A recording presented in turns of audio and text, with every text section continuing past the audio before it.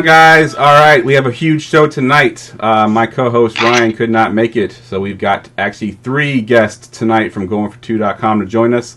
We are going to do some mid-season awards, and then we're going to redraft the first round of the fantasy draft in this podcast. So hang tight, guys, and we'll be right there.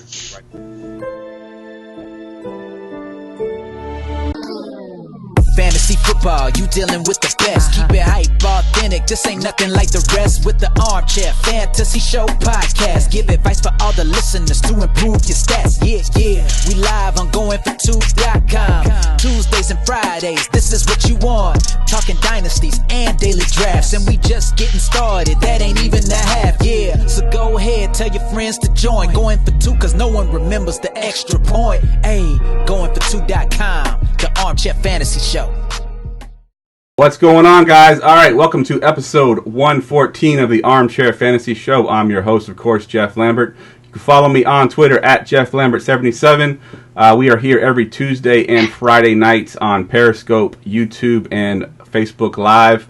Of course, syndicated on all your major podcast networks and streaming in the GoingFor2 app for iOS and Android. As I mentioned in the open, Mr. Ryan Searfoss could not make it tonight. His job kind of gave him some last-minute work to do that he couldn't make the podcast. So to fill in tonight, I hit up my Going for2 guys, and we got 3 of them that joined up with us tonight. First and foremost, a returning guest here, Mr. Kyle Senra. Kyle, how you doing tonight, man? Well, I'm doing awesome. Great to be back on. Love the show and love being on this side just as much as I love watching it. So. All right, good stuff, man. Good stuff. All right, also joining us in audio only. He's been on the show before as well, Mr. Tyler Reynolds. Tyler, how you doing tonight, man? I'm good. I just have a voice for radio. That's why I decided audio only. But we're feeling good. Glad to be on again to hang out with these guys. Glad to hear some more opinions on everything, and pretty excited for this one. Good stuff, man. Good stuff. Glad to have you back on again. And first-time guest, he's been debating on coming on for a couple of weeks now, it seems. We've kind of tried to get him on. Mr. Dan Rozier, how you doing tonight, man? Hey, how are we, guys? How are we? Very good to lead with Kyle and Tyler. Strong foot first. Fantastic. All right. Good job. All right, man. Good stuff, man. Glad to finally get you on the show. All right, so we got a pretty jam-packed show today. I actually was going to do a news and notes section, assuming that we'd have a ton of trades today, and then, of course, the trade deadline happened, and we had literally no trades. Well, we had the one trade, I guess, last night. We can talk about it a little bit. Kenyon Drake going to the Cards. That's the one thing that we've got, so I'm not even going to hit the drop for that. So we just kind of talked about that a little bit. Kyle, we'll go to you first, man. What are your thoughts on Kenyon Drake to the Cards? Does he have any value going forward with David Johnson eventually coming back, or what do you think about this move? Well, I think the first thing I thought when I heard it is, oh boy, we're either really worried about David Johnson or really worried about Chase Edmonds, or maybe really worried about both in terms of injuries. It already sounds like Chase Edmonds is not going to play next week. Still don't know about Johnson. I mean, this is Tuesday, right? So we're going to see practice reports starting tomorrow, and we're going to have a better idea, certainly by Friday. But as of right now, it could look... Or actually, yeah, they play Thursday. They play Thursday, yep. So they would have had a practice report today. But yeah, I don't know. Maybe both are out, and then that certainly leaves Kenyon Drake and Zach Zenner to run the football. So you got to think he's going to get volume at least in this game. It's a brutal matchup against the 49ers, though. Yep. So you volume-based play only, and being a Thursday, I don't know. It's going to be tough to play him right away. Yep. Certainly in deeper leagues, if you're desperate, I think he's viable just because he's probably going to see the volume, and at least he's a pass catcher as well, and they seem to like to throw the football to the running back. So. I don't hate the play, but probably could do better if you're looking for better matchups. Yep, good call. Yeah, I think that it's going to be a tough turnaround there to go from being signed to a team to playing like a few days later. So that's going to be a tough transition. What are your thoughts on this one, Dan? They have, what is that? They got San Fran, Tampa, and San Fran. Is that right? Mm-hmm. So they've got 3 sacrificial lambs over the next 3 weeks. They can go through one a week. Kenyon Drake's fine. He can get a job done. I don't necessarily believe there's much for him at the end of the year. I think he'll be on another team, and that's where I stand with him. He's good. He's fine, but a lot of people are fine. Right. So he's got the short turnaround. I don't see any major success going this way. Agreed. I think you add him as a speculative ad, in some of your redraft leagues, and just hope that maybe, he gets some workload. I think when David Johnson comes back, which kind of made me nervous a little bit. Maybe he wouldn't come back at all. Maybe they thought he'd be a more serious injury, but Sounds like he'll be out this week and possibly next week, but he is going to come back eventually. So you might get a few good games out of Kenyon Drake, or at least some good volume out of him for the first couple of weeks there. But then once we see Dave Johnson back on the field, I think Drake goes back to being strictly a backup. What are your thoughts on this one, Tyler? Yeah, I'm a full-blown Kenyon Drake truther, and I was hoping that we would find somewhere a little better than Arizona, because I know a lot of people worried more about the injuries, and then you see these next 3 matchups and then a bye. By that time, Edmonds or Johnson should be back and go right back into the lead role, putting him back in the backup. Will the volume be there for this game? Maybe. I mean, it's still hard. He just came in. The Niners aren't going to be a very nice team to come and see for your first game out. It's just the stars really aren't aligning for Kenyon Drake. I was hoping for somewhere better, knowing how much ownership I have of him. But all in all, it wasn't a great trade, and hopefully next year's a little better somewhere else. Yeah, I actually went out and bought him pre-trade, knowing that he'd be eventually traded. It kind of cost me a game this week. I was undefeated in my Dynasty League. I traded Tyrell Williams for Kenyon Drake straight up. I had Tyrell Williams starting this week because Keenan Allen was supposedly going to be hurt, so I benched Keenan Allen for Tyrell Williams, and then traded Tyrell Williams and had to fill in with Robbie Anderson, who only got me 6 points, and I ended up losing by 3. So had I put Tyrell Williams with his 18 points in there, I would have won this game. So I ended up with Kenyon Drake. So I'm hoping he does something there in Arizona. I was kind of hoping he'd go to Detroit, and take over for Kerryon Johnson. I have him for the remaining of the season, but he goes to the Cards. Tough landing spot for him, but I do think he'll have some volume, at least for the next few weeks. Whether it amounts to fancy points or not is yet to be seen. So, all right, guys, let's go ahead and get into the waiver wires. Of course, tonight is Tuesday, so if you listen to this live, we can go ahead and do your waivers. If you listen to this in audio, unfortunately, it's probably too late for you. But let's go ahead and go around the room here and get a few waiver wire guys from everybody, and we'll go to you first, Kyle. Who do you got for your waiver wire guys today? Well, the first one I'm going to do is a combined play, and maybe I'm stealing stuff from you guys, so I'm sorry about this. But it's 2 Tennessee Titans players. With Tannehill taking over, the last couple weeks we've seen, neither of these players had huge target shares in both weeks, but 2 weeks ago it was A.J. Brown, and last week it was Jonnu Smith. Both getting enough red zone work, enough targets. Looked on Yahoo, A.J. Brown's owned in 24% of leagues, and Jonnu Smith in 20% of leagues.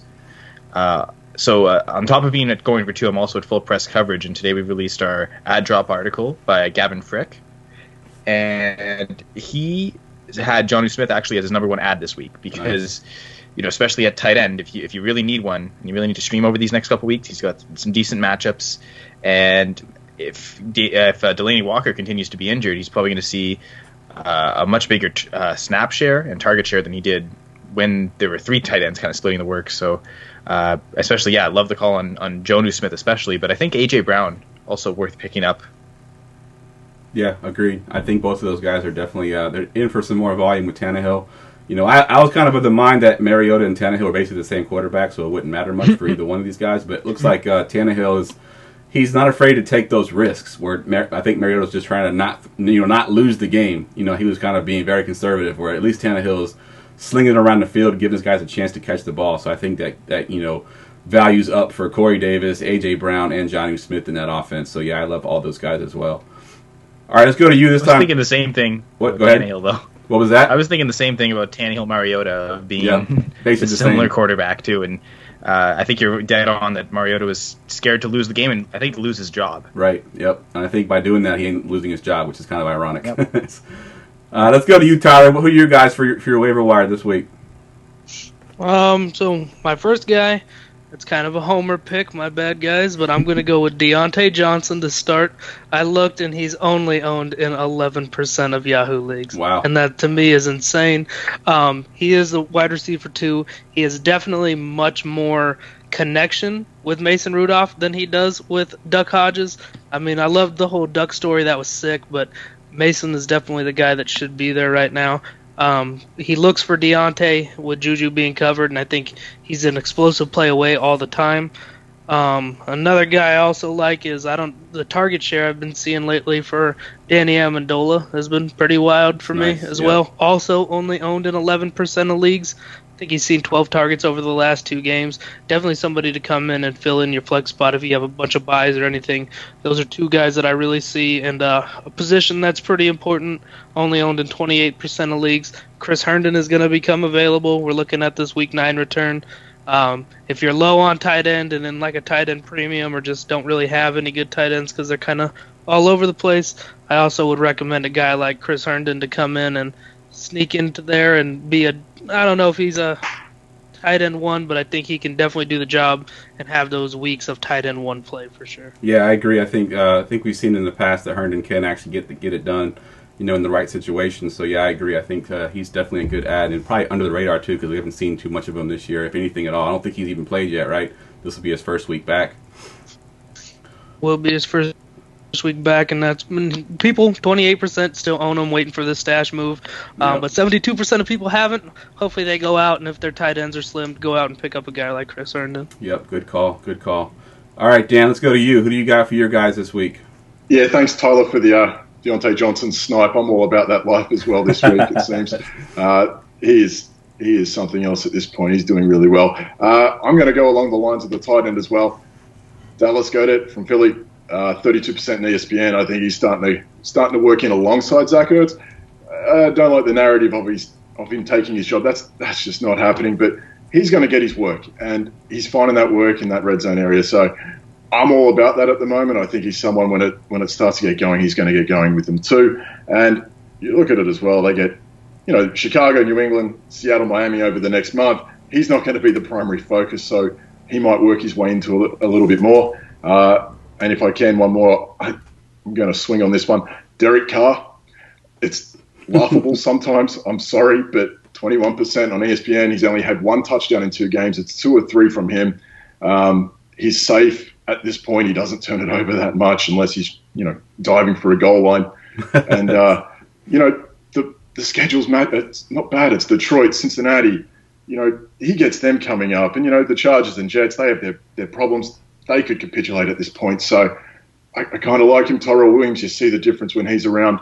I kind of like Derek Carr moving forward over the next month. And they're doing all right, Oakland. So Johnson, Goedert, and Carr, they're my guys this week. All right, good stuff. Y'all took a lot of the guys I want to talk about, but just a couple that I want to mention really quick, and I didn't get as far in depth as y'all did with percentages owned and all that good stuff. But obviously we saw Brandon Cooks go down. First play of the game, I believe, or second play of the game, he got another concussion. Second concussion this year, I think 4th in the last 2 years. There's a possibility he's out for a while, and I think Josh Reynolds, we've seen him step in and be that that guy to fill in for him. He had a touchdown last week, so I think that he can step in and be that third receiver there. Obviously not as good as Brandon Cooks, not even as good as Woods or Cup, but still a pretty good receiver and a very good offense that passes a ton. So he's definitely got some value for me. And one guy that, if y'all watch my show a lot, I actually had him on the Friday show, my DFS show. Actually, I had him as my sick call of the week. Basically for DFS purposes. It was Russell Gage. Everyone kind of laughed at me. They thought, who is this guy? He went out there and had 9 targets, caught 7 of them for 58 yards this past week. And if you're getting 9 targets in the Atlanta Falcons offense, that's pretty good. I think he's on his bye this week for week 9, so it'll be for a week 10. So no one's probably looking at him right now because if you look at projections for week 9, he'll have a 0 next to his name. But if you're looking for a sneaky ad for Week 10 and going forward, I think Russell Gage steps into that number 3 role that was vacated by Mohamed Sanu. I think we saw that he likes throwing him the ball because he had 9 targets in that offense. So Russell Gage is a sneaky guy for me as well. All right, guys, let's go ahead and just jump into these midseason awards. I wish I had a drop to sort of separate these things, but I don't have enough time to go and make some drops here. But we're going to go ahead and get some midseason awards. And we'll kick it off with the biggest disappointment so far this year. And I'm going to add the caveat that it's non-injury related. So, guys that have been injured this whole first half, you can't really use them. So use guys that have played that have just been terrible. This time I'll go to you first, Tyler. What do you got for your biggest disappointment so far, midseason awards? Biggest disappointment, never had him very high in the first place. I know I'm going to hear some sighs because everyone was going to pick him, I'm assuming. But O.J. Howard, I mean, we hit. I put him low in my rankings, and I got destroyed. Fantasy Twitter went off. Bruce Arians can do everything. Everyone's a number 1 in that system. I really liked Evans, and I was pretty decently high on Godwin, not as high as I should have been. But I just didn't see a spot there for O.J., and I think that's kind of coming there. I don't have any ownership of him, but I know a lot of people that are really disappointed. I mean, the tight end position's tough no matter what. It's not a very high profile position right now, but I think OJ Howard for me is going to take the biggest fantasy disappointment so far. Yeah, I have to agree with you on that one, and I had him in my dynasty league, and I got Zach Ertz and OJ Howard coming into the season. I'm set at tight end. Now OJ Howard's not doing nothing for me, and Zach Ertz is getting outplayed by Goddard, so I'm like in trouble now at tight end. So I'm like looking around, like what can I do for these streamers? So hopefully Ertz steps it back up, and I got to worry about it. But yeah, OJ Howard for sure at the top of that list for me as well. Kyle, what do you got for your biggest disappointment this year? So I'm taking someone who was, a borderline first round pick in some cases. I know in our GoingFor2 Writers League, Chalk Nick, who's been on the show before, he took him for I think 110 or 111. So definitely someone who's been really disappointing because he's right now the RB 32 in half point PPR and the RB 30 in full point PPR. It's Joe Mixon. Mm-hmm. I know I've got him in one league, and it's just I've played him pretty much every week, and it's been every week. If I win, it's in spite of him and his poor performances, and if you lose, it's partly because of it. So, he's not garnering enough of a pass catching role either to where if the game script gets out of hand, which it has been often with the Bengals, he's not doing enough in the passing game to really elevate that with the floor, and they're barely ever in the red zone. So even though he gets most of their red zone carries, there haven't been that many of them, and not enough for him to really score any, a large amount of touchdowns. So just all around disappointment for Joe Mixon and a poor offensive line performance by that team and just offense in general. So yeah, Joe Mixon's my biggest disappointment this year. Yeah, Mixon definitely a disappointment. Do you see any positives coming out of the quarterback change, going from Dalton to I think he's a rookie or second year player? Anything at all? Ryan Finley, yeah, I think they just drafted him this year, but no, it's the offensive line. I don't know, a quarterback change isn't really going to change anything here. Agreed. I don't know that it makes it any worse. If that's any good news, but it's just going to have to ride it out with Mixon. If you can somehow sell him to somebody and get something decent, at least a piece that you can put in your lineup most weeks, I would do that. Yep. Otherwise, you just kind of hang on to him, play him in the right matchups. But it's tough to see him as more than like an RB3. Yep, I'm in a group chat with some guys that play fantasy, and he said that someone dropped Joe Mixon in his league, and he's been sitting there for like 2 weeks. No one's even added him. Like he's just been chilling. So that's pretty bad. He's sitting on waivers and no one's added him. That's pretty bad. All right, Dan, you get to go third here. So I assume I heard some groans. So I know they probably picked a few of your guys. You got anybody else for a disappointment this year? Yeah, thanks, Kyle. Yeah, Joe Mixon was right on there. So I'll go a little bit further out there for a guy who I think everyone had a lot of high hopes for, and we're taking him probably maybe a little higher than normal. And once again, Mixon was my guy, but I'm going to throw Anthony Miller out there. Up until last week, I think he's done absolutely zero. So, and a lot of that is to do with whatever Trubisky was doing and Chase Daniel. I get that, but at the same time, I actually thought Miller was going to step up and break out a little bit more this year than what we were hoping for. And I think last week he was okay, but up until then, he was nothing. He was non-existent. He was throwing up zeros. I could, on a whim, probably throw out Dante Pettis as well. I reckon he might be your guy. Pettis, with all the hype, how do you even... There's no comprehension to what he's been doing this year. It's bananas because they made him work for it in the off-season, and they're telling you that it's okay. No, nothing. So Miller and Pettis, if I had to have my arms tied, probably Miller. Pettis, probably because he went taken higher. Yeah, I think I got Pettis actually at another award that we're going to come up later on in the show, so I'll save my Pettis for that one. I'm glad I got you early then. Yeah.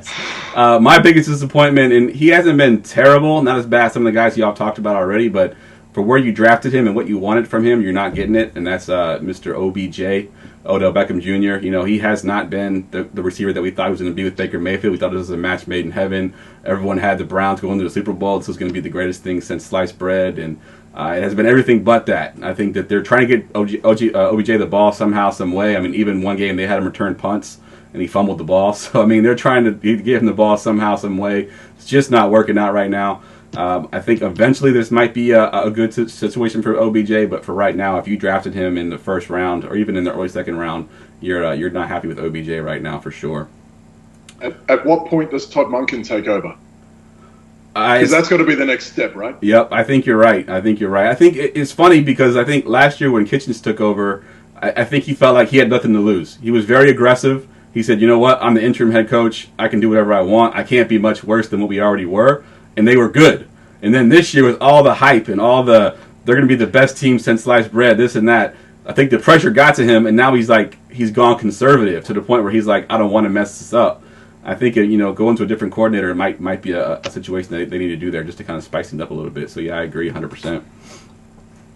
Bad offensive lines, right? That it ruins fantasy performances. Yep. It's really something we have to pay more attention to, I think. Yep, 100% agree. All right, let's flip this around and let's go with the biggest surprise.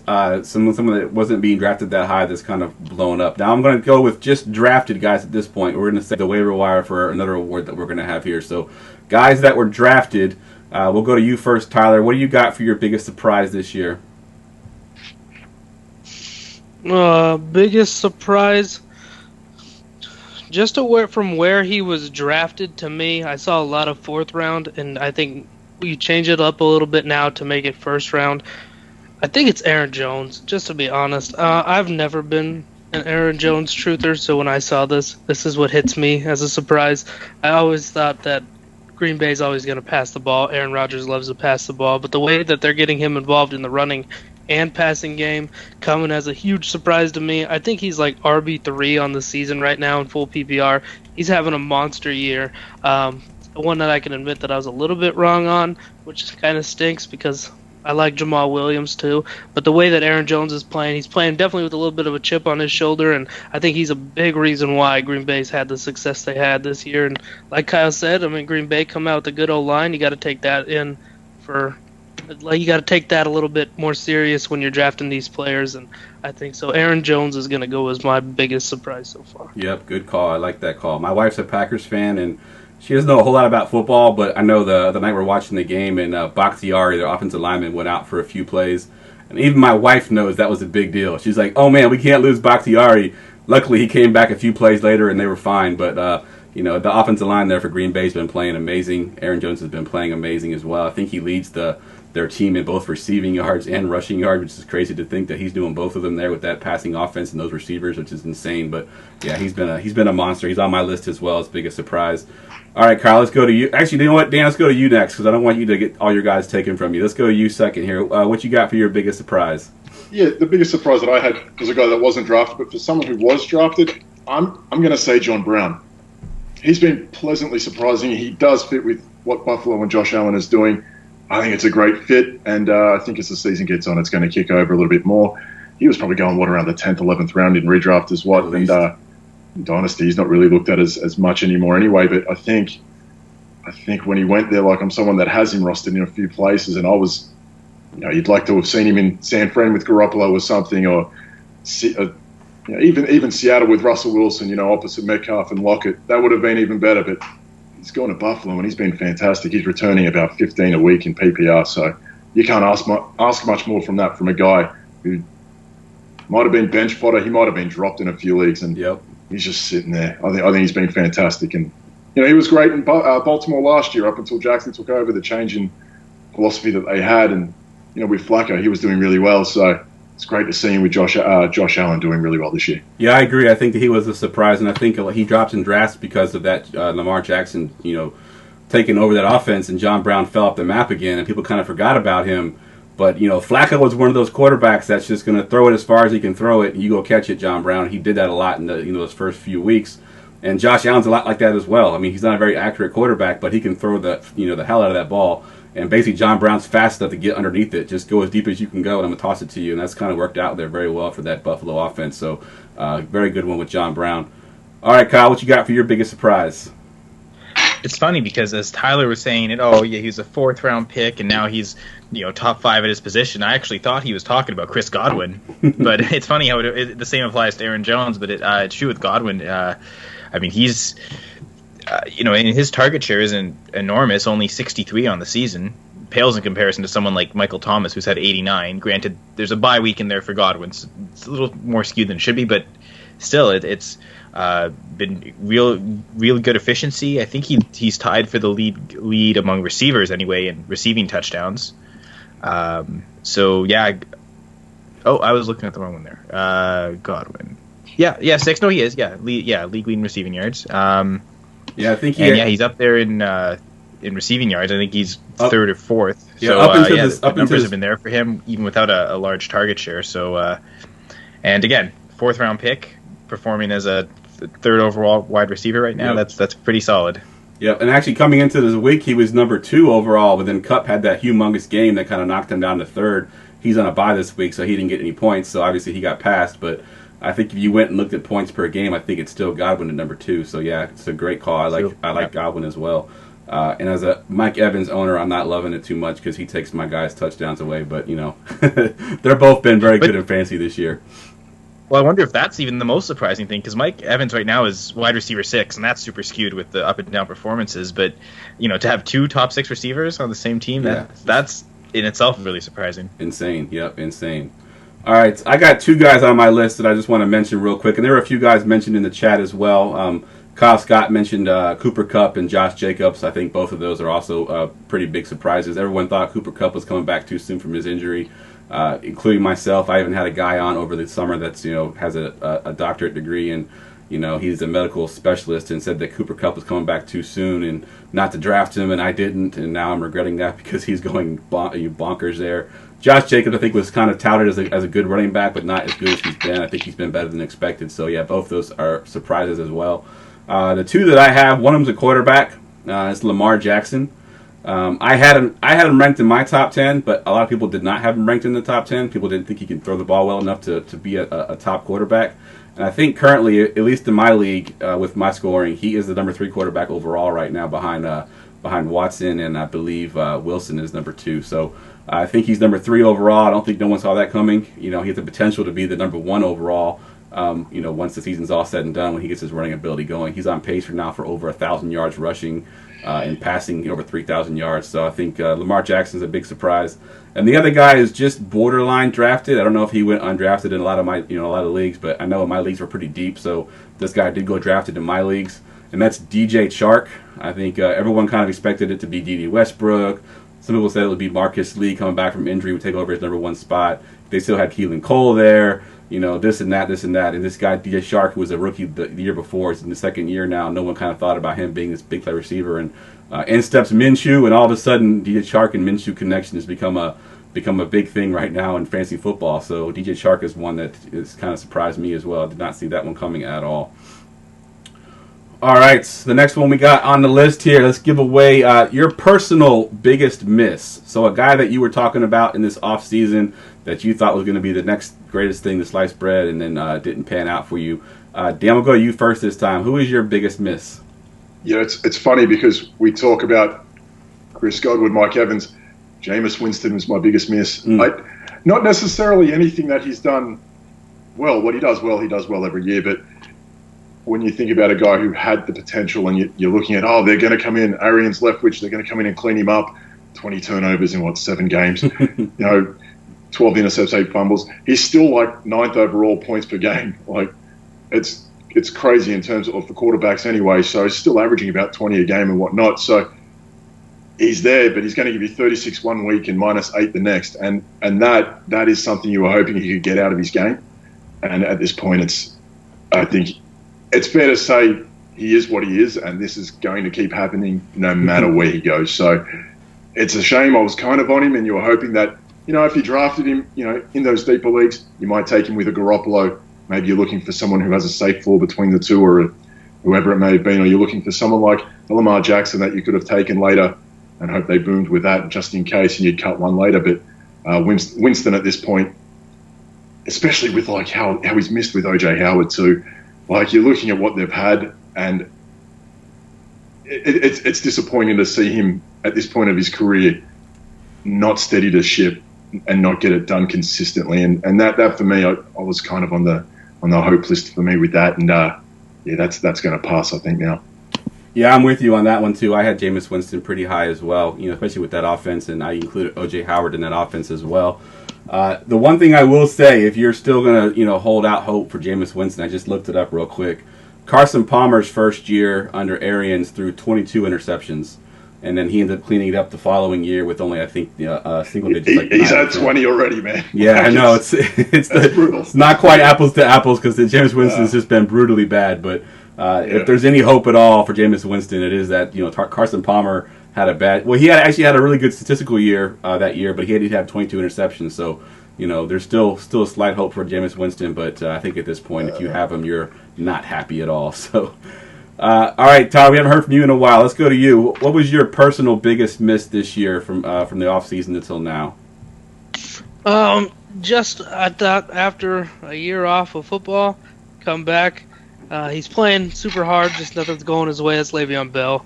I had him up in my top 6. I think he's only scored like 15 more points than Joe Mixon, and not a lot of people are really talking about that. It's kind of an issue. He's drafted right in that range where you would grab a guy like Joe Mixon, and everyone's like, oh my gosh, Joe Mixon is doing pretty bad, but it's like if you look over like this 7 weeks, he's only scoring about 2 more a week than Joe Mixon is. Yep. I know the numbers are a little skewed with touchdowns and everything, but Lev Bell hasn't been, and then you hear the news today that he's on the trade block. How true is that? Don't know. Sounds pretty legit to me.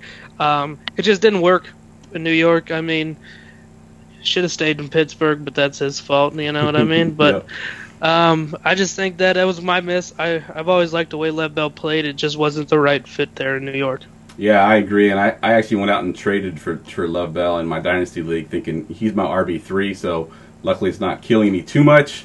But, he was getting that volume early in the season. I was like, okay, good. He gets the volume. Eventually he'll break out. Now he's not getting the volume or even the points. I think it's been pretty ugly there for New York. So second half of the season maybe he breaks out, but I think it's looking pretty bleak for him right now. So I agree. Lev Bell is definitely a miss. And Kyle, have we got your miss yet? I can't remember if we went to you. I'm getting confused on who I've gone to now. Well, you see, you can skip over my misses. That's fine. So there's a few. One quickly, though, is the archetype of the slot receiver. I was, okay, those guys that are going to play in the slot, I love that, especially in PPR leagues. So guys like Kiki Kuti and Geronimo Allison, especially being a Packers fan and seeing that he was getting a lot of work in the slot in training camp, it kind of raised those guys higher than I should have. Taken them earlier, 7th, sometimes even 6th round, maybe not 6th round, but 7th, 8th round. So those were mistakes. But I was really high on Zach Ertz. I kept having him ahead of George Kittle. I thought, okay, we've only seen with 1 year Kittle. We've had a couple years of Ertz. Feel like it's more sustainable. So definitely have a lot of Ertz and not any Kittle, I don't think, actually. So much rather have Kittle at this point, whether it's Dynasty. It was certainly Dynasty, but also redraft. So, yeah, Zach Ertz might be one of my big misses. Yeah, it's funny, too, because I had this argument before this last game. A friend of mine texted me, like, oh, man, Zach Ertz is killing me. And I was like, just hang on to him, man. It's going to have some positive regression because up until this last game, I haven't checked after this last game, but up until last game, he actually led all tight ends in targets. He was number 1 in targets for all tight ends. He just has 1 touchdown, and that's what's killing him. It's because Goddard's getting all the touchdowns. So if he gets those touchdowns, to start going up a little bit, I think he can still have a big second half. But I think he had 54 targets before this last game, and I think Kelsey was number 2 at 52 targets. So I think he's going to have a second half that we'll kind of be more happy with him. But as of right now, yeah, I agree. If you took him in that 4th round pick, top tight end, you're probably not very happy right now. I definitely took him in the 3rd round. 3rd round, yeah. And he's just to speak on that though, Jeff. Kelsey only has 2 touchdowns, yet in half-point PPRs, outscoring him by 36 points. Yep. There's about 200 yards difference, so it's not just the touchdowns. The yardage isn't there, and I mean, the targets are there certainly, but 37 catches on 64 targets, that's not a very good catch rate. Yep, agreed. So, it's I guess the whole point with Ertz is, anyone who drafted Andrews super late, they're much happier with your result than you are with Ertz. There's not that much of a difference in production there. I think that's just where the miss is at. Definitely. I think they missed Djax more than they want to let on. I think Djax gave him that deep threat, opened the middle of the field up. I think everybody assumed Djax is axed, now it's all going to go to Zach Ertz, but I think it's the opposite. I think Djax, when he comes back and takes that safety at the top, I think Zach Ertz will start to show a little bit better off. But let's only hope, at least, right? Fingers crossed. Yeah. All right, so I guess you got 2 guys I want to mention just really quick. 2 guys I was high on in the offseason. We already mentioned one of them, Dante Pettis. I was taking him over guys like Christian Kirk and a few of those receivers I thought were going to break out. Actually traded for him in my dynasty league. Gave up two draft picks for him to get him. I thought he was gonna have a breakout season after what he did last year, and he's just been terrible. I mean, can't even get on the field. I mean, last week I think he was outsnapped by a lot by Deebo Samuels. He can't get on the field. Last week Goodwin wasn't even playing. He still couldn't get targets. We put up 51 points, and he had one target for 15 yards, I believe. So Dante Pettis is a big disappointment for me. And the other guy that I had was Devontae Freeman. I thought that him coming back from injury and that offense would be really good. I think that they would even that offense out a little bit. He'd be able to catch passes out of the backfield. But Freeman, he's been okay, but not where I was putting him in my drafts. I was taking him pretty high. Got him in the Scott Fish Bowl, I think, in the third round, and now I'm regretting that decision because it's not panning out for me very well. But Freeman's another guy that disappointed me as well. All right, let's talk about our biggest hits now. Let's get some good stuff in here. We'll go to you first, Dan. Who was your biggest hit? One guy that you hyped up in the offseason that's doing really well.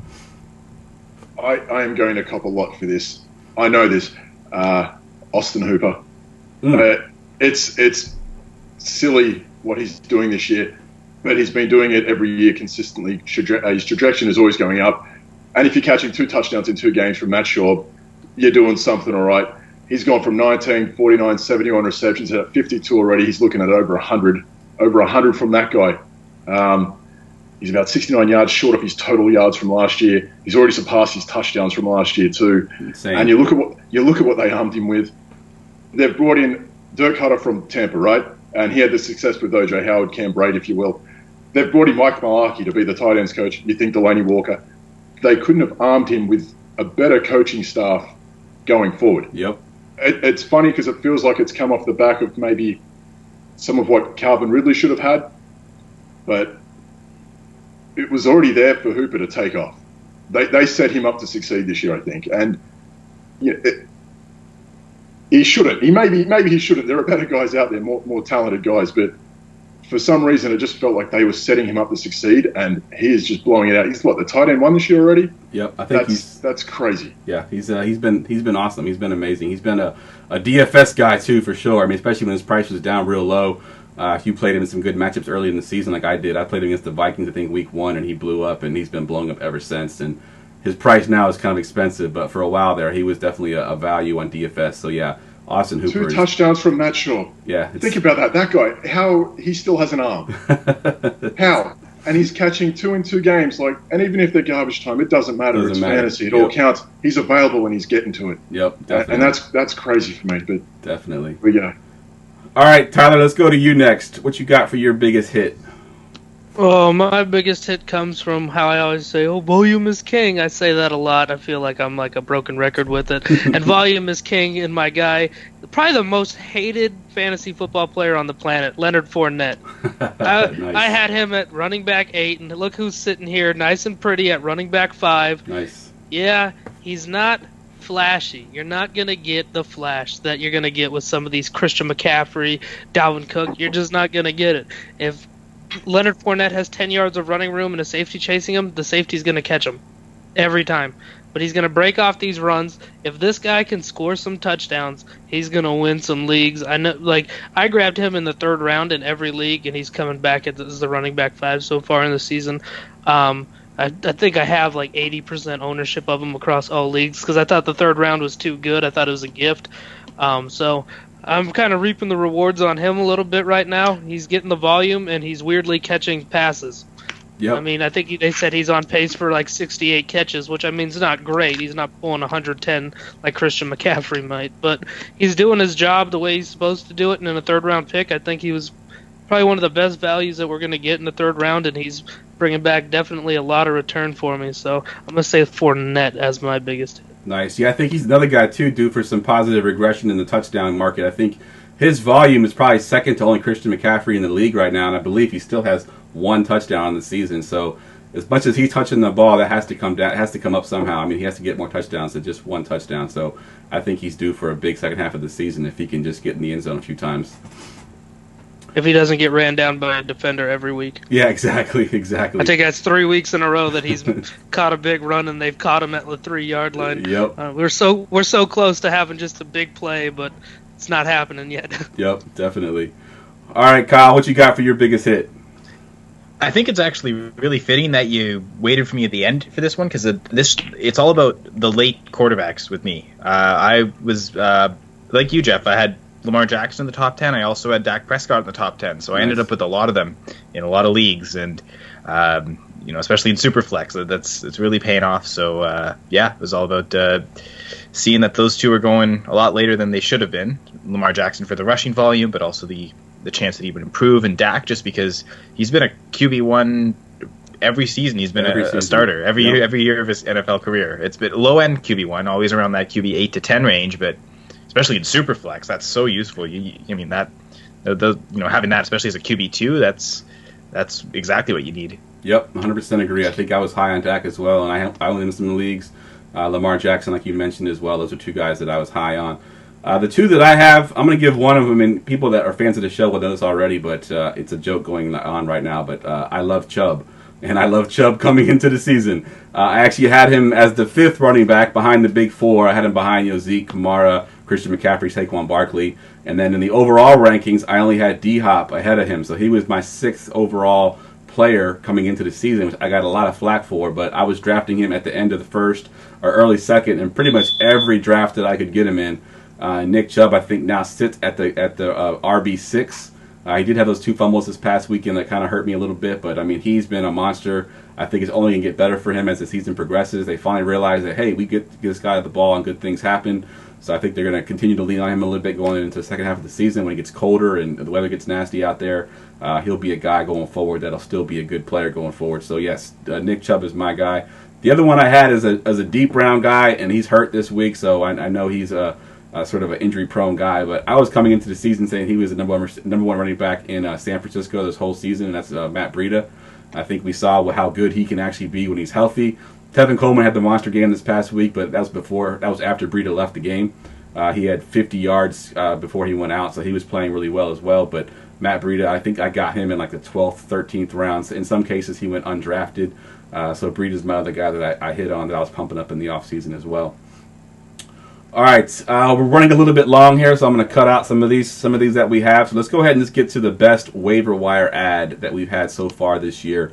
Dan, we'll start with you. Who was your best waiver wire person this week or this year?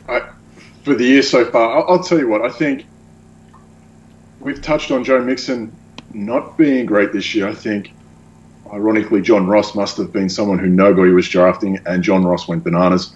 I also think Auden Tate, once John Ross kind of moved away, cleared the path for Auden Tate, he has looked fantastic. How that works with AJ Green maybe coming back, I don't think he does, but how that works, Auden Tate looked really good. But I think John Ross, I mean, how he was moving at the start of the year while he was healthy, that was insane. Okay, maybe he had it in him, maybe he didn't. No one had seen it for the past couple of years, but he's come out and he just lit everyone up. And I think John Ross is someone, even you got the IR, use it, keep him there. Don't lose him, because, as I said, I still don't think AJ Green, maybe he does come back. I don't know, maybe it's with the Bengals. Change a quarterback today, maybe not. Yeah. At this point, why would he?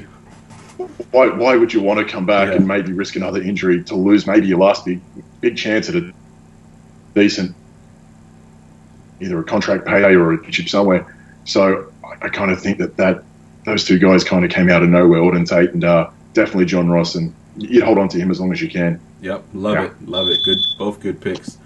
Kyle, what do you got for your biggest waiver wire ad this year so far? So I don't know if he watches this show, but this one goes out to Gerson, who is a regular on Jeff's show, and I think you know exactly who this is. I don't know if you have the drop. I know Gerson usually does, but it's the baller, Darren Waller. I know I'm someone that, especially if I'm taking a tight end late, I'm usually looking at first week, okay, who's getting targets? And right from week 1, he was a solid producer in targets, and he hasn't stopped. And Waller's one of the very few tight ends that isn't touchdown dependent. I think there's maybe 6, 7.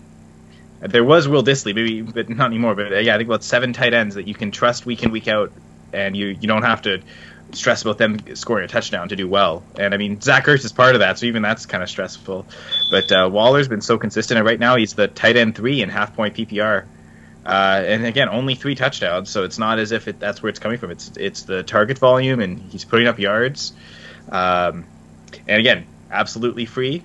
I know I certainly look for tight ends early like that because I find that once you see it at the start of the year, it usually follows through. So definitely always looking for those early tight ends to break out, and Waller was one of them. Good stuff. Tyler, what you got for your biggest waiver wire? Biggest waiver wire. It's not often that a guy goes from undrafted and redraft leagues to wide receiver 2, so I'm gonna go with Scary Terry. What a baller! I mean, that's really all I can say. The guy just, for some reason, he cannot find the connection with his college teammate, which is just crazy to me. But Case Keenum loves the guy. If Case Keenum's starting, Terry McLaurin's value is high. I think he's goes into it as a safe low wide receiver 2 every week. He comes out, he can make the big plays, and he's not just a big play guy. He's kind of doing everything right now in that passing game. I don't think I drafted him in the 3rd round in rookie drafts all over my dynasties because I really liked him. I didn't think it was going to be this soon, but I'm glad it is. My dynasty teams are really enjoying it. Yeah, definitely. I love him as well. He was on my list to give out. So y'all kind of took all the ones that I had on my list, except there is one more guy that I'll mention, and this is probably more for Superflex leagues. Hold on one sec. Got some issues here with the tech. There we go. Get me back on the screen. The guy that I'm looking at is the guy on, I mentioned him earlier, Mr. DJ Shark, but I'm going to talk about his quarterback a little bit, Mr. Gardner Minshew, who's currently right now, I think, just outside of the top 12, if not inside the top 12, depending on your scoring is. But Gardner Minshew has been, just, we had Nick Foles go down in week 1. Everyone's like, oh, there goes Jacksonville's season. Nick Foles is coming in to be the savior. He's done. In steps this guy with this crazy mustache and his half-button shirts and his hairy chest and doing stretches in the locker room with the Speedo on and sunglasses and, just lighting the NFL up. So I think right now, he's probably my biggest waiver wire ad that we haven't already talked about yet. As a quarterback, picking up, off the waiver wire doesn't happen as often in redraft unless you're in Superflex leagues. But I think Minshew has been great this year so far. All right, let's do one more. Let's do the fantasy MVP so far. We'll try to not pick the same guy. I know there's one guy that we're all probably thinking about, but we'll try not to mention the same guy each time. So we'll go to you first this time, Kyle. What do you got for your fantasy MVP? Ooh, oh boy, because I have a bunch. So maybe, I don't know if everyone else has only one, but I'm thinking of, again, MVP meaning value. So draft capital and what you invested, that matters here. Good point. So someone that I know this is a call to Damian Papson, who I think he wrote him, or sorry, Damian Porter. Mm-hmm. He wrote him in the YouTube comments, but I think he was talking about the waiver wire pickups. But this is someone that I know I've drafted in a few spots, and especially once we found out about the holdout and the length of it. I already kind of ruined it there, but that player was getting drafted all over the place, but never that high. I know, especially if you took him early in the summer, you'd be able to get him in the 10th round really easily, and even towards the end, maybe 4th, 5th round. But it's Austin Eckler. I mean, what is he? Running back 4 right now? Running back 5 in half point PPR, and full point. It's probably closer to. He's currently RB4 right now, according to FF Today.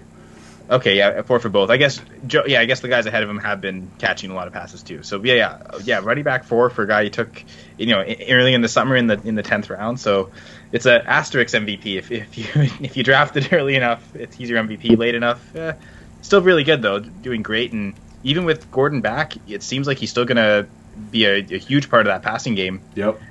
He's currently leading all running backs in targets and receptions. Don't know that that's going to slow down necessarily. Yep, agreed. I think Eckler's been amazing. It sucks because the guy that owns in my Dynasty League, he literally has every backup running back for all the big running backs. He has Darrell Henderson and Eckler, and he's got all the backups. And we were making fun of him all season long, you're just hoping someone gets injured. And of course, Melvin Gordon holds out. He puts Eckler in his lineup, and now he's the second best team in the league right now with his offense. So he it definitely panned out for him for sure. All right, let's go to Dan. Who do you got for your fantasy MVP? Yeah, so I don't want to beat the dead horse with this one, but positional scarcity and all that. So it would be right now Austin Hooper.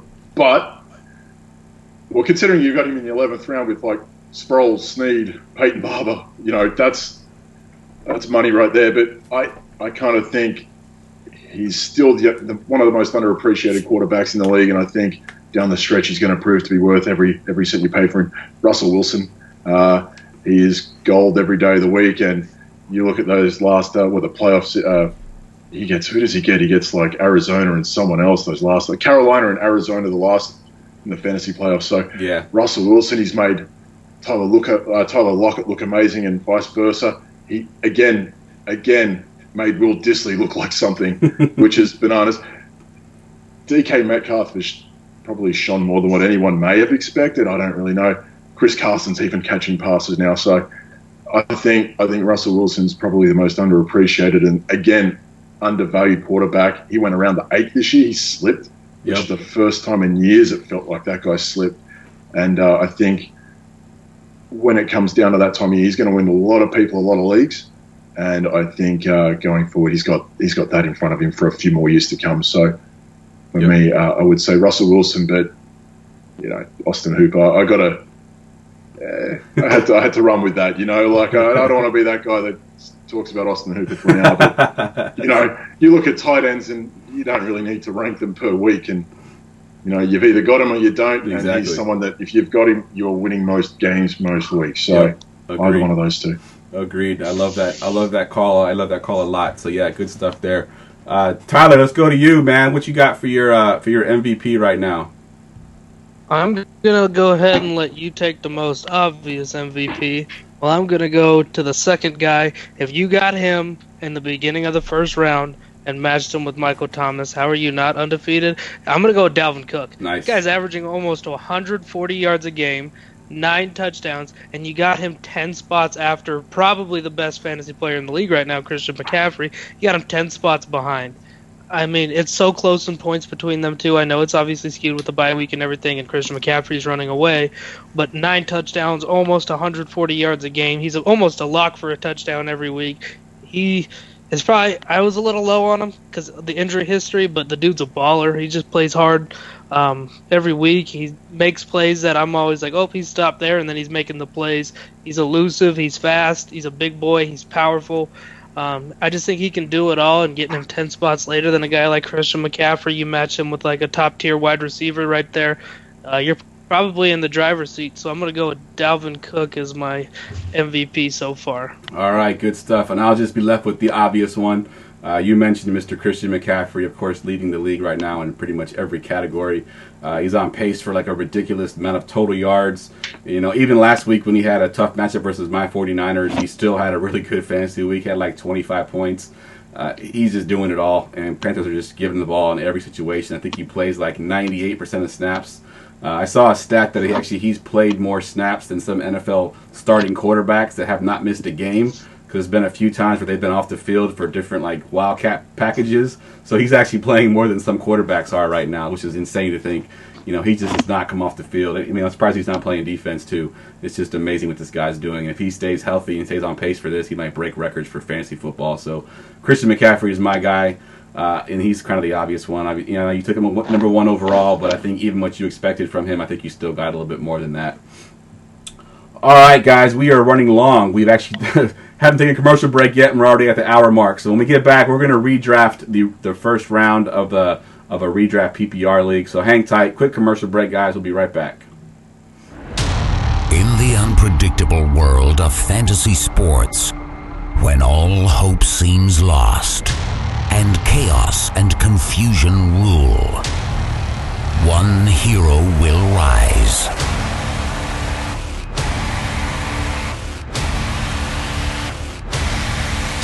And change everything. GoingFor2.com. Because no one remembers the extra point.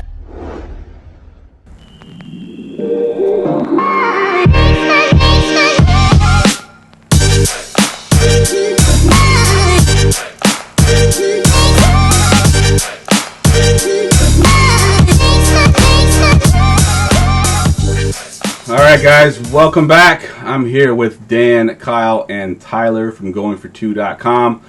We just gave out our mid-season fantasy awards. We are now going to redraft mock draft a PPR league, just the first round, 1 through 12. If we were to draft right now with what we know. And Tyler, we'll kick it off with you. You get the number 1 spot here. Tell me who you taking right now, number 1 overall, if you were drafting today. All right, can you hear me okay? My mic's a little messed up. Yep, we got you.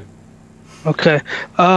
Well, if we're drafting today, let's just not make it too hard. Christian McCaffrey, for all the reasons that we said about earlier. He just went for like 150 yards on like 18 touches against probably one of the nastiest defenses in the NFL. He's gonna do it against anybody at this point. He's the safest player in the league right now. He's catching in PPR formats. It's not really a question. So 1.01 will make it easy, Christian McCaffrey. All right, good stuff. And Kyle, you got the number 2 pick. Who are you taking at number 2 here? It's honestly arguably as easy of a decision. The other fantasy MVP, as Tyler mentioned, Dalvin Cook. And won't waste time. I think we've already know why. So. Yep, exactly. Yep, good pick. Dalvin Cook at the 102. 103, who you got, Dan?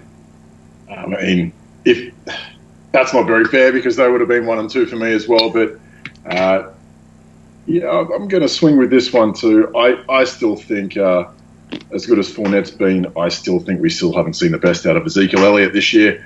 It's coming.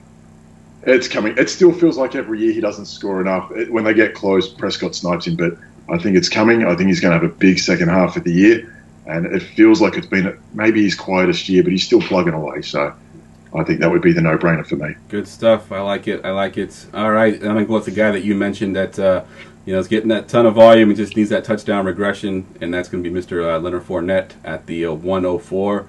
Like you mentioned, Tyler, he was your guy that you talked about. He's getting a ton of volume. We just want to see those touchdowns, and then he can actually be a little bit higher ranked. But it's Leonard Fournette for me at the 104. Coming back at the 105, Tyler, it's back to you again. What you got at the 105? I'm kind of going the way that Dan went, picking a guy that's been a little more under the radar, but you probably drafted him with your first or second pick, Saquon Barkley. I mean, yeah, he's had a struggling year. It was a little down with some injuries, but he's probably I would argue that he's the most talented running back in the league. So I'm going to go with Saquon Barkley, and I think he's just going to go off in the second half. So I'll go Saquon at 5. All right, Saquon at 5, and back to you, Kyle, at number 6. Who you got? I think the consistency here is key, and because I think a lot of the guys I'm thinking now I would take in this first round, we didn't take in the first round when we were drafting in August. Yep. But one player I think that we are, and I think I would take him maybe even ahead of Saquon. So thanks for making the decision easier for me, Tyler. But Michael Thomas, he's right now in half-point PPR, and I think also in full-point PPR, the number 1 wide receiver. And as I mentioned, consistency week to week. Year to year has been consistent throughout his whole career, but week to week he hasn't scored less in half-point PPR than 14.9, and that was at Jacksonville when the Saints only put up 13 points. He still managed 89 yards in that game and 8 catches. Been getting enough touchdowns this year already, 4 on the season, and already 4 100-yard games and 3 more of 89 or more. So it's super consistent with Thomas. I think as a first-round pick, you want safety, and Michael Thomas is pretty safe. Yep, I agree. I love Michael Thomas. Gets a ton of volume, and in that high-powered offense, especially now that Breeze is back, it's going to be good for the second half of the season. I mean, I took him at 111 in the GoingFor2 Writers League, which now seems like a steal. So pretty happy there. Definitely. All right, Dan, we are on you at the 106, right? We're at the 106? I am very glad you took him there, Kyle, because I wanted to take him at the 103 there. I would not have felt bad about that at all because there's a few running backs that have faded back. I think I'm going to pick Jeff on this one. I think Nick Chubb. Chubb's, yeah, there we go. Snipe me. Yeah, that was coming. I think it's funny we didn't bring it up before because there was no noise about Kareem Hunt and the trade deadline. That might have been something that happened today. There was nothing, and he comes back in 2 weeks, right? So that's something we got to watch out for, maybe. But Chubb's just been unreal. So I think everyone loves some Chubb. So I think we can plug him in at 6 and be happy. All right, yeah, you definitely sniped me there. I thought I'd be able to get him at the 108 is where we're at now. So since you took him from me, I'm going to go ahead and go with another guy we mentioned already on the podcast tonight, Mr. Aaron Jones. I think he's been a revelation in that offense. I think it continues. I think it's what do they say, wheels up for this guy. I think he's an amazing talent, and if they can just get Jamal Williams off the field, so he can get more touches, I'd be happy with that. So at the 108, I'm going to go with Aaron Jones. 109, back to you, Tyler. This is where it starts to get a little harder because you see guys like Godwin up there who've had a good season. I'm not going to go with Godwin because I don't want to. I'm going to go with, if Cooks is out, give me some more Cooper Kupp. Cooper Kupp, damn right. He's seeing so many targets. Now Cooks goes down.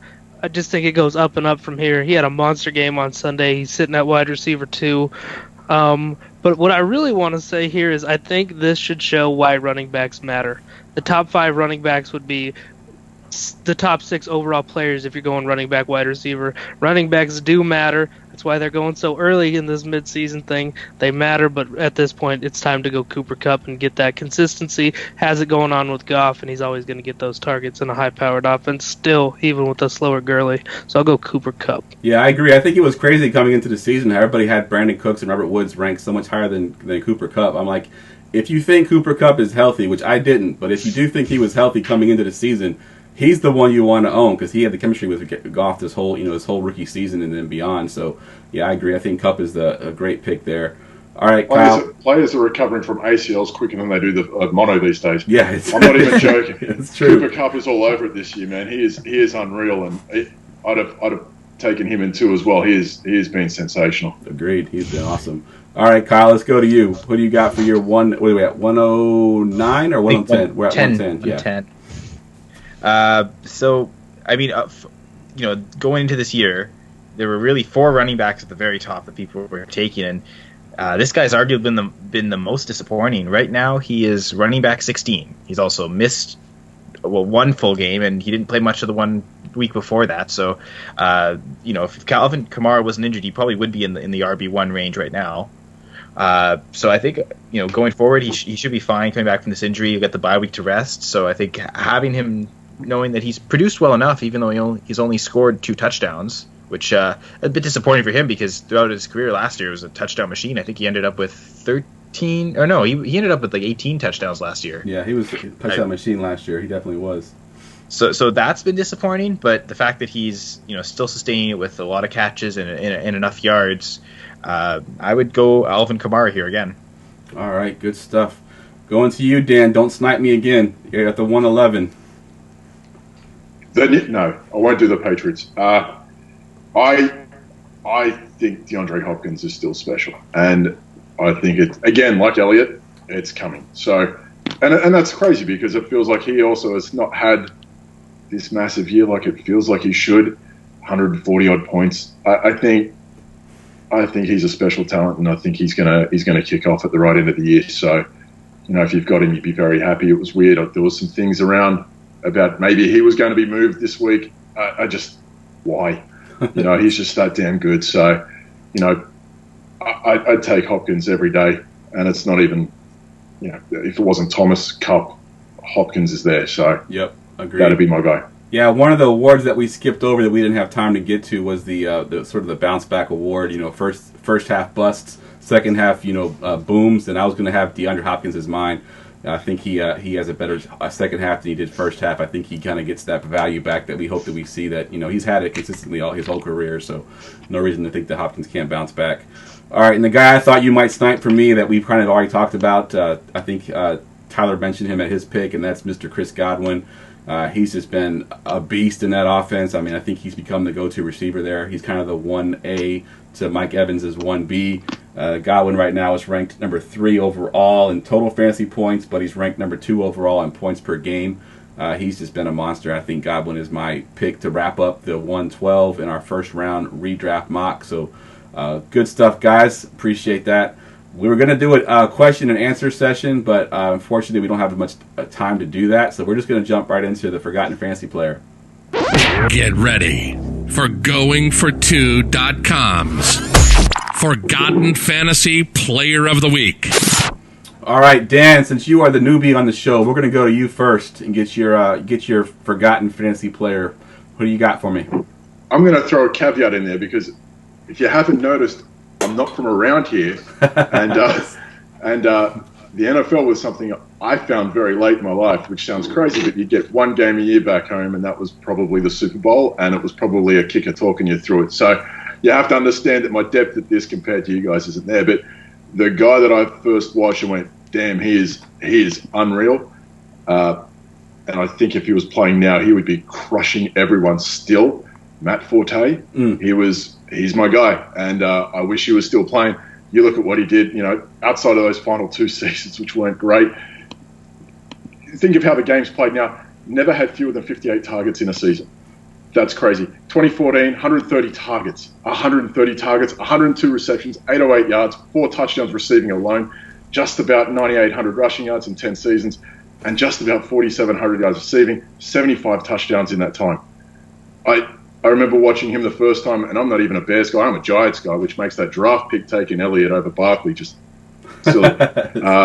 But I kind of think if Matt Forte was in the league now at his prime, he would be running right, and he was a joy to watch. So he's not even forgotten. He might have retired a year ago, but he was still sensational. And for me, he was the first guy that I watched. Him and Jamal Charles, but they were the first 2 guys that I watched and went, "What is this?" And I wish he was still about playing now at his peak.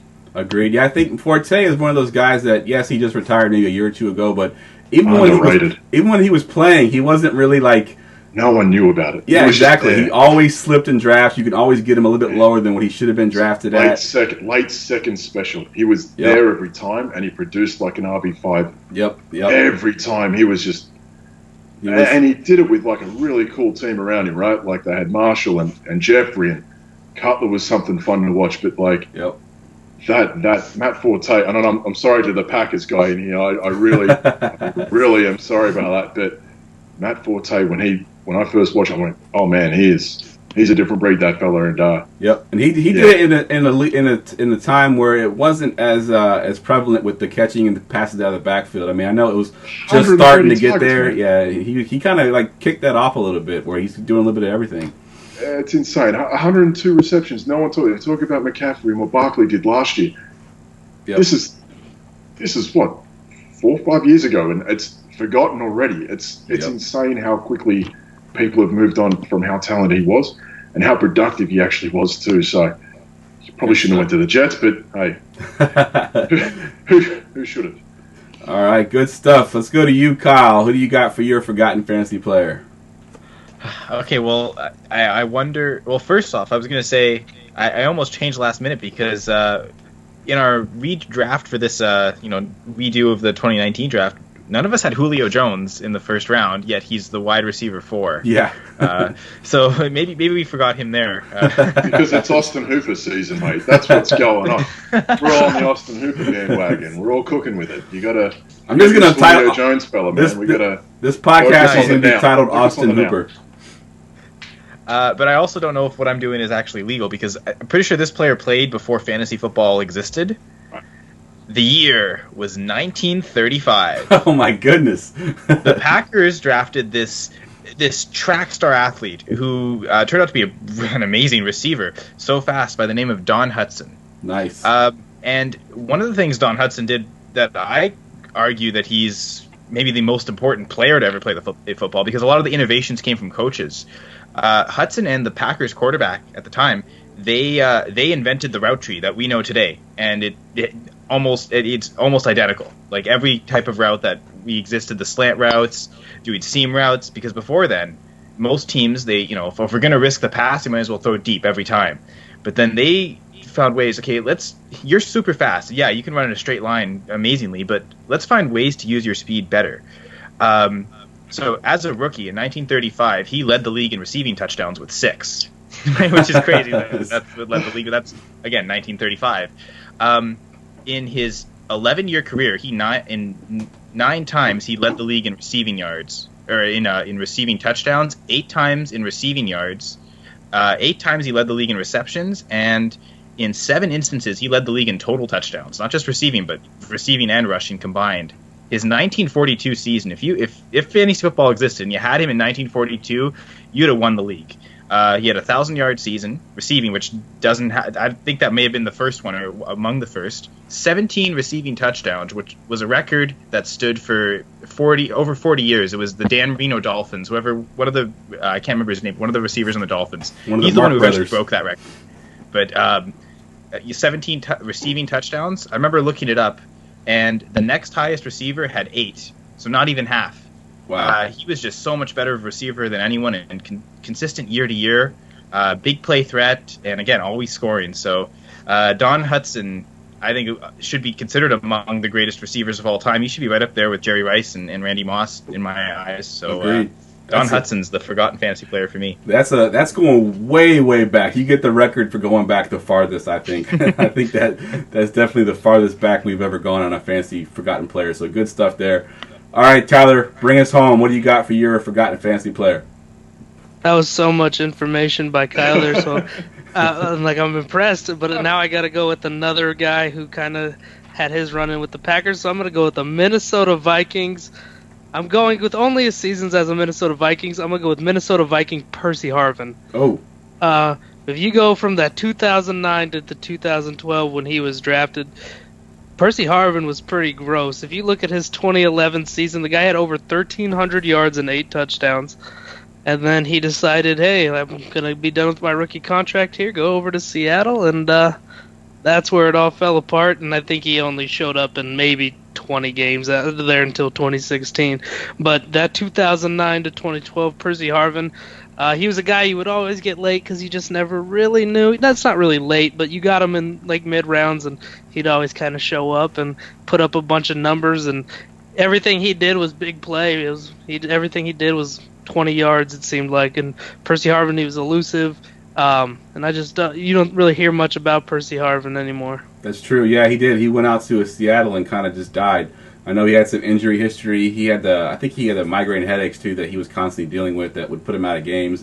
But yeah, he was exciting. I actually had him in a couple of my leagues, and I think I had him the last year in Minnesota too, where he actually didn't play a full season. But yeah, he was awesome. He was fun to watch. He can do a little bit of everything.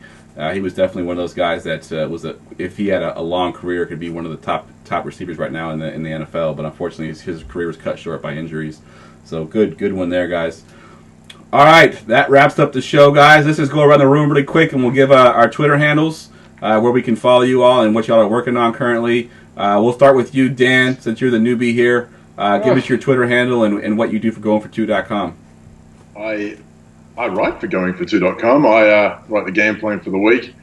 Weekly article for GoingFor2. You can get me at the B League Says. I also write for the Back Row Show. Big plug. Great guys. Check them out. But us too, we're pretty good too, so that's pretty good there. But yeah, at the B League Says, that's where you can find me.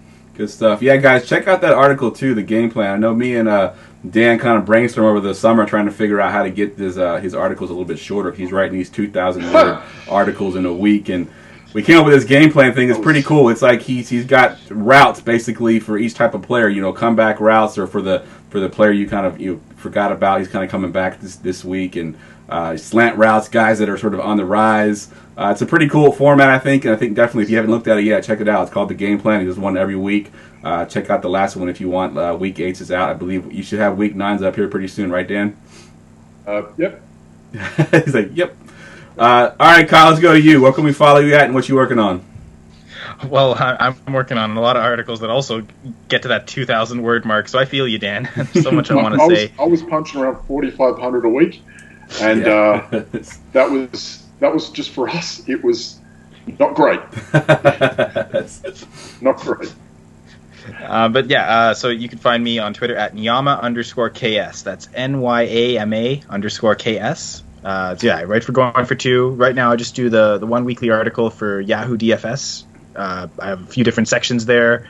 I focus on the home and dome teams, so I make sure I mention that every week. Okay, which teams are indoors playing at home? You look to them more. Preferred price points, because unlike other DFS sites, Yahoo compresses everything. So you can usually attack one sort of price range for different positions. Some bargain plays, what defenses to go with, and what I call super stacks at the end. Just a couple weeks ago I had the T.Y. Hilton, Jacoby Brissett, DeAndre Hopkins stack in that game, and that turned out really well. I know on DraftKings I did really well off it, in Yahoo as well. Stuff. So, check that out. I also write for Full Press Coverage. Tomorrow I'll be releasing my Red Zone report. Talking about all the Red Zone opportunities given the week before. It's a special attention to carries inside the 5, since those are really valuable rushing attempts to have. So, yeah, Yama_KS for me on Twitter. All right, good stuff. Yeah, and that Yahoo DFS is, it's nice because not everybody's really doing articles on Yahoo DFS, and Yahoo's actually one of the fastest growing sites right now. I mean, I see more and more people going to Yahoo just because I think their pricing structure is a little bit better, and they've got some, they don't have as many sharks playing over there. So Yahoo is a good DFS site. If you don't play on DraftKings or FanDuel as much, go to Yahoo. It's a little bit straightforward, and he puts together a good article each week for us for GoingFor2.com, because good stuff there. All right, Tyler. Thanks, Tyler, let's go to you, man. Where can we follow you at? Your Twitter handle. You can follow me at ReynoldsT5858. I only write for one man, and that's Jeff. Haven't really wrote much lately. Gonna talk to Jeff at this to try to get me going again. We finally got our whole house situation kind of set up and feeling a little more comfortable, so we're ready to get back into the swing of things. So hopefully after this we can talk to Jeff and hopefully get some more things out for you guys. Good stuff, man. Good stuff. Glad to have you part of the team, and good moving in and all that good stuff. I know how much of a hassle that can be, especially trying to get things done at the same time and work and everything else. So yeah, moving's a pain in the ass. All right, guys. As always, you can follow me on Twitter at JeffLambert77 here every Tuesday and Friday nights on the show, and of course, find me at GoingFor2.com, Facebook, everywhere. All right, guys. That's a wrap. Have a good night.